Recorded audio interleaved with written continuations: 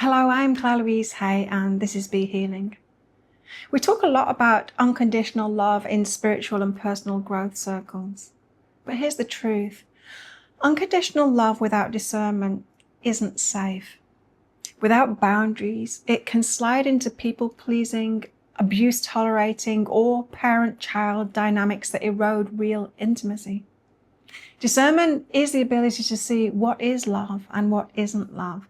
This can be difficult when running on a love deficit, when we've never been loved right.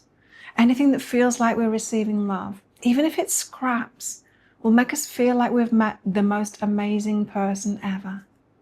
When really, we've just met somebody who gives a little in order to have you on the hook so that you will unconditionally love them and give everything to them. Sound familiar? So before we've done the inner child healing work, the work of reparenting ourselves from the inside, we look for relationships to do that for us. And that's a dangerous thing, because that means that we're looking for someone who treats us like a child. Someone who might be able to reparent us will treat us like a child. And that might be okay for the start of a relationship when love is actually being offered. But in time, someone who treats you like a child will not just be serving up love.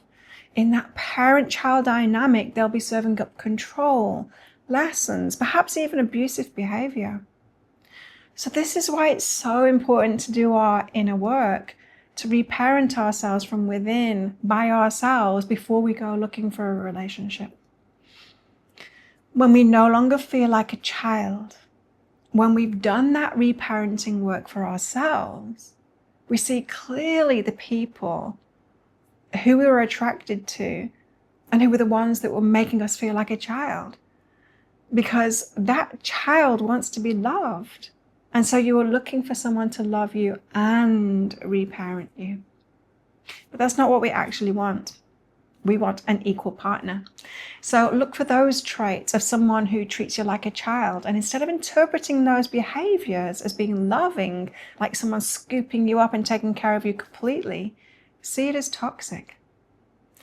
Learning what we haven't given to ourselves yet, that we may have been seeking outside of ourselves. Learning it cognitively, it sheds a light on those traits we were looking for unconsciously in other people to be in relationship with that were not healthy for us. So, discernment comes from knowing ourselves, learning to love ourselves properly, and filling in those holes within ourselves. So we don't unconsciously seek what we're missing in someone else, because when we do that, it always backfires on us. Because unfortunately, human beings, by far the majority, aren't healthy and able to reparent us, heal us, or fill in the holes. And even if they were, this is the role of a therapist, not a partner.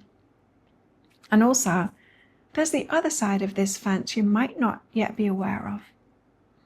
One of the traits of a codependent person is wanting to love somebody unconditionally, wanting to be the parent to someone else.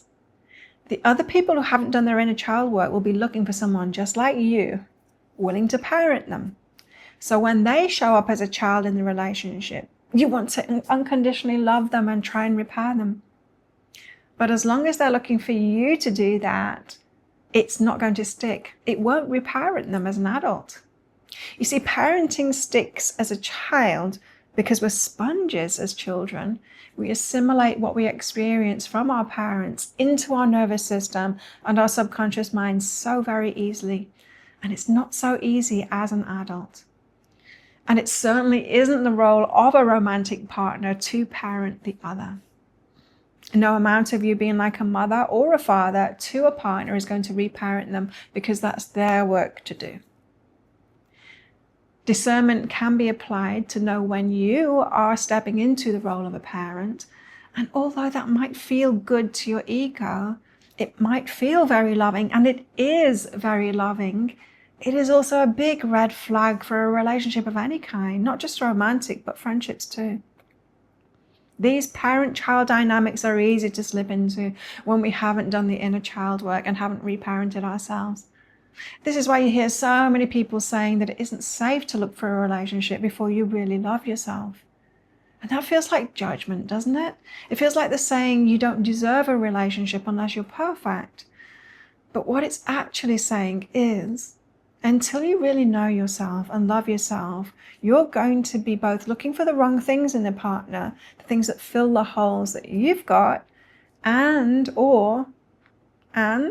looking to plug those holes in someone else by offering more than should be offered within an adult-to-adult relationship. So until we love and know ourselves, we will either look for partners to fill our holes or try to fill someone else's, and both lead to imbalance, not intimacy. So a healthy skepticism is recommended while you're figuring yourself out, while you notice your patterns. Not just a healthy skepticism of other people, but also of yourself. A few years ago, I had to admit to myself, I don't choose well. It was humbling, but it was also very freeing. I stopped trusting my attraction system, and instead I started observing. I asked, what's really going on here? Why does this person light me up? That shift gave me space to see patterns I'd been blind to before. You see, when I realized I was in toxic codependent patterns, I had to completely distrust myself when it came to any kind of relationship. I admitted to myself, I do not choose well.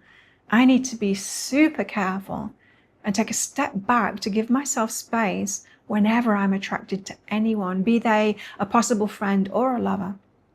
I was super wary of myself and my habitual patterns.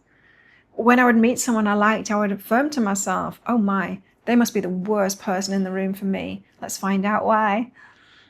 And then without getting into a relationship with them, becoming super aware of their patterns and of my patterns and what that attraction is and what it isn't. In time, and in quite a short time really, just a matter of months, it became very clear to me that my attraction system in my nervous system could not be trusted.